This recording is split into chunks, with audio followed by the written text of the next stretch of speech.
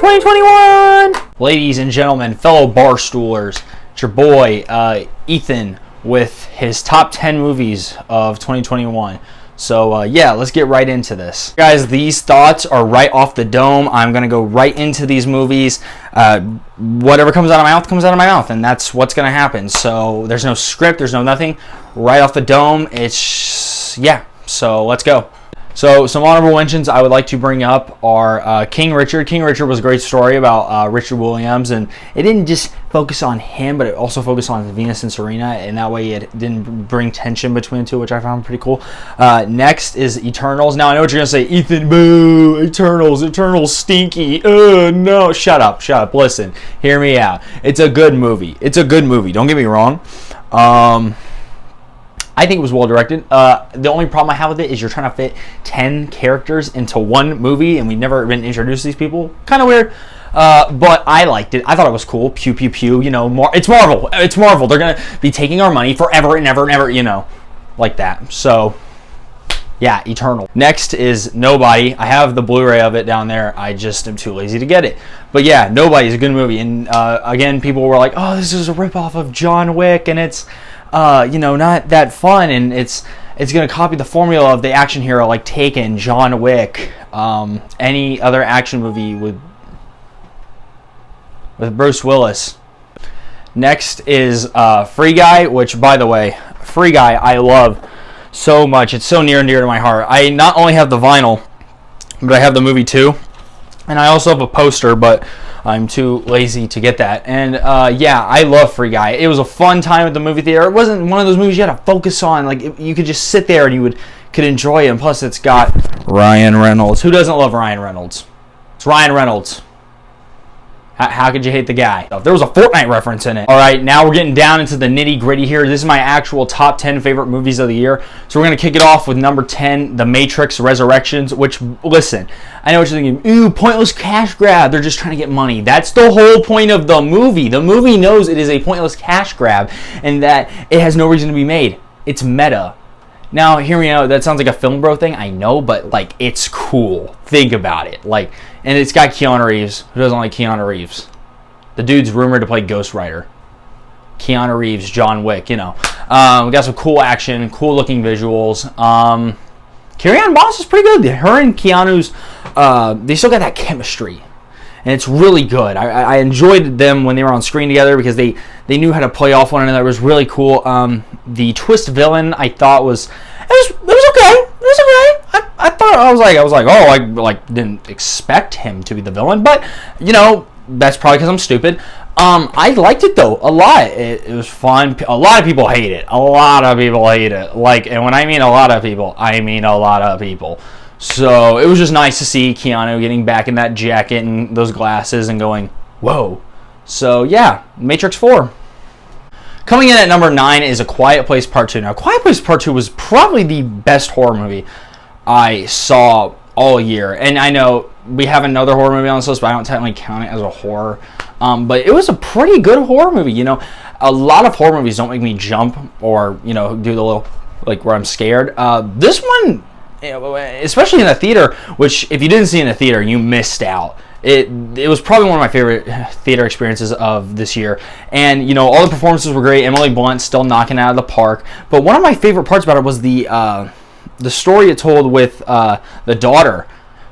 She's a good actress. I think her name was like Millicent. I'm sorry if I butchered that. But, I mean, come on now. Like, she was really good in her performance. And another performance I wasn't expecting was, oh my God, what's his name? He is the Cillian Murphy. Cillian Murphy was really good in that movie, and he was a brand new character they just brought in. And I was excited to see that. And I love how it even gave the son a redeeming moment. The son had a redeeming moment, which was cool to see. And that movie had some of the best tension I'd seen all year. So A Quiet Place number 2 takes the number 9 spot, and I was really glad that movie was made, and it was just a sight to see. Now, coming in at number 8 is a movie I was expecting to be on this list, and I was expecting it to give me greatness and, you know, something, a perfection from the last movie, and that is Zack Snyder's Justice League. Now, you're maybe asking yourself, Ethan, why do you have it on 4K? Well, it's a damn good superhero movie. I loved every second of this. My mother even bought a soundbar, because they weren't showing this in movie theaters, but my mom bought a soundbar to watch the movie because she wanted that theater experience, and it's such a good movie. It was my favorite superhero movie for the longest time. Throughout most of the year, actually, it was my favorite superhero movie of all time, better than Dark Knight, better than Logan, and I love those movies. Those are like some of my all-time favorites, but Zack Snyder's Justice League is a whole nother level of amazingness. I mean, every performance in this movie is really good, and especially coming off from the last movie, the last Justice League, the Justice Cut, or whatever the hell you want to call it, that movie sucked. That was awful. Like, bad. Even my parents hated it, and they usually give movies the benefit of the doubt. But man, what hasn't been said about Zack Snyder's Justice League? It was so good. It was insane. It was so like, everything visually was so cool. I loved every second of it. The fact they made it rated R was sick. You know, and I know people complain about the aspect ratio. I think it's like 4:3 or something like that, which I didn't have it didn't bother me. But man, Zack Snyder's Justice League is a movie I will never forget watching for the first time. And I've gone back and watched it multiple times, and I know the 4-hour runtime is like, but like it is worth 4 hours of your time. Number 7 on our list is a documentary. Again, like I said, I was hoping it would come something good out of it, and it did. It was a great documentary, probably my favorite documentary of all time, and that is A Man Named Scott, the documentary about legend, superstar, Kid Cudi, which I have the whole Man on the Moon trilogy. Ladies, hit me up. But I loved this documentary. It showcased everything about every album, but every aspect of his life throughout those albums. I remember even at a part of the movie where they talked about Speeding Bullet to Heaven, which is his worst album. It's got a few bangers, but he was like, we're not talking about it. We're not talking about it. And that moment has stuck with me ever since, because that proves like there was like a dark time in his life when he made that album. And I loved every second of this documentary, from the music, from all the interviews. They got Ye in this. Getting Kanye in that had to have been hard. But again, it proves how good of an artist Kid Cudi is, and how he's influenced so many people, from like older artists to newer, like Juice WRLD and all those guys. So it was just cool to see, and Kid Cudi has helped me a lot in a way, and he's just a great guy, and I loved everything about the documentary, and to this day I will never not be a Kid Cudi fan. So yeah, Man Named Scott. Coming in at number 6 is Suicide Squad. Just kidding, not that movie. The Suicide Squad, directed by James Gunn. Probably one of the best action movies I've seen in a long time, and it's up there in my top 10 favorite superhero movies of all time. You know, it has one of the best VFX of the year. Everyone. This is why I like this movie more than Eternals, is because it did this thing where it got all these brand new characters that you didn't know, but James Gunn somehow made them all work together in a way. And it was funny. There was never a moment where I was bored. It didn't overstay its welcome. It was a good movie. It was fun. And Bloodsport could kill Deadshot. Sorry. I'm just going to say that right now. Bloodsport is one of the coolest characters ever put on screen. Harley Quinn, you know, I gotta say this though. Why weren't your girls hyped for Harley Quinn this movie? Come on now. But man, it was a fun movie.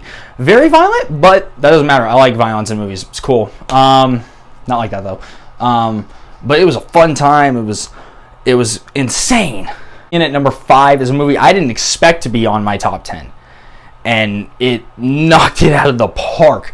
Was Last Night in Soho. Last Night in Soho is incredible. It might be Edgar Wright's best movie, and I'm a huge Scott Pilgrim guy. I love Scott Pilgrim vs. the World and The Cornetto Trial. I love all his movies. Baby Driver was my favorite movie for the longest time, but Last Night in Soho is probably the best psychological thriller I've seen in a long time. You know, everything from Anya Taylor-Joy's performance to Thomasin McKenzie's performance. You know, everyone was just, the colors and the performances and everything just looked stunning and beautiful, and I loved every second of this movie.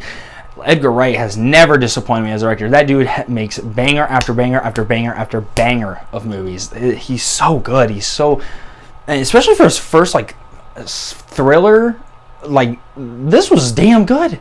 I like this.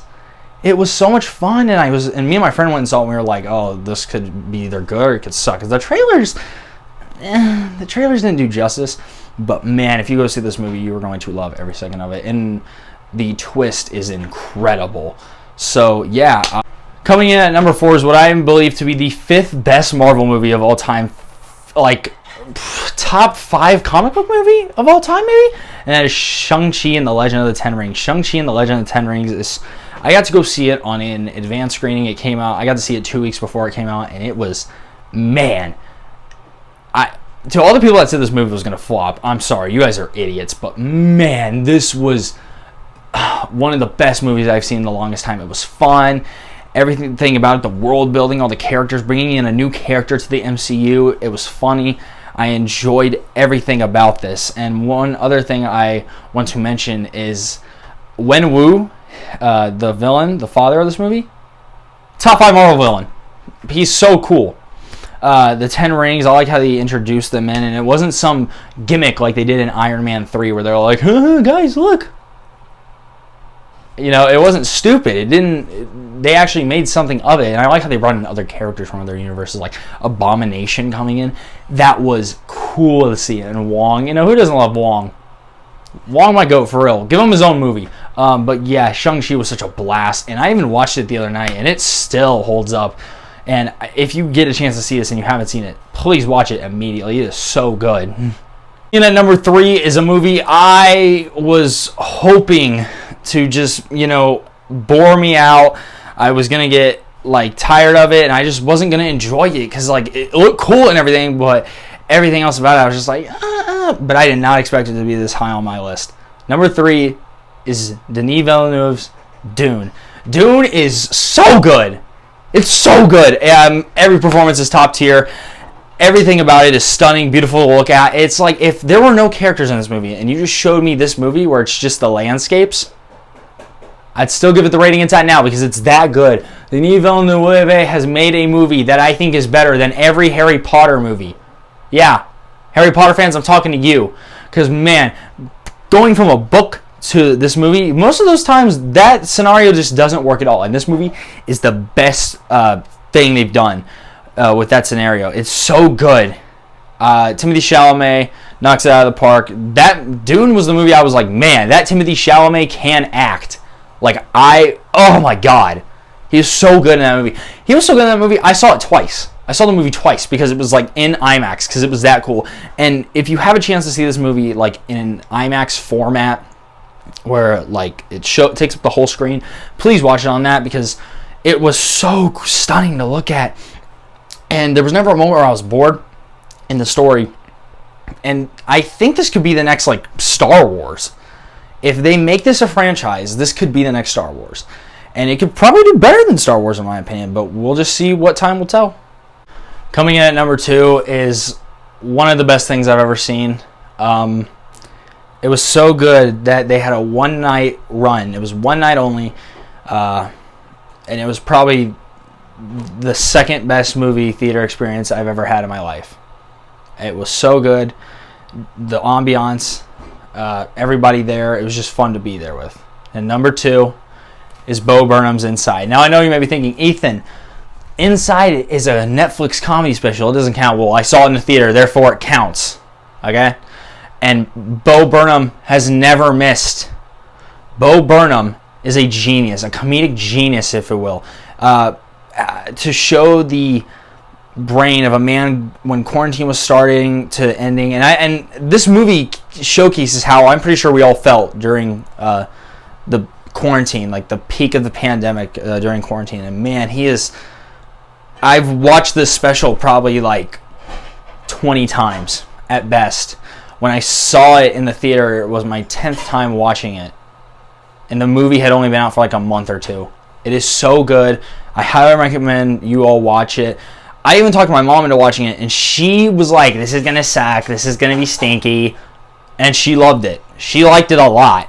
And it just shows that Bo Burnham, even though some of you may think he's annoying, he is a genius in some way because he's shown and proven to people that like people can change as a person and they can, you know, everyone can go through something in life, whether it's good or bad, and it's just to see what you can get through. So yeah, Bo Burnham's Inside is one of the greatest things I've ever seen, will ever witness. I would do anything to go back to watch that for the first time ever.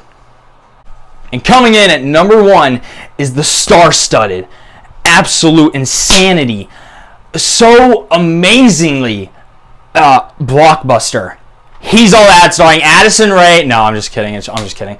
You already know what it is. It's Spider-Man No Way Home. I don't need to explain to you how good this movie is. I've seen it 4 times. Let's just put it at that. I don't need it. If you haven't seen it yet, go see it, because what are you doing right now? Why are you watching this? Because how have you not seen this movie? It's already made $1 billion in its like first 12 days. So like, go see this movie. You're missing out.